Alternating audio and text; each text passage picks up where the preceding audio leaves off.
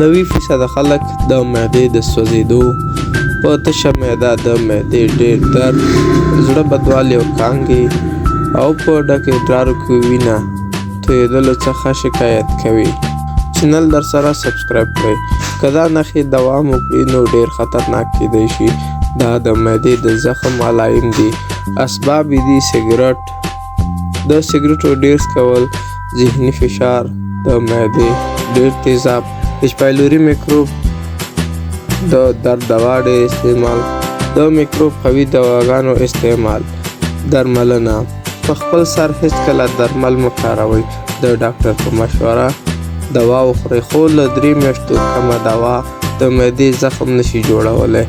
پرهیز لپاره له سګرټو څخه پرهیز وکړئ او یا یې مصرف کم کړئ. ذهني فشار لپاره دوا واخلئ او یا یې کم کړئ.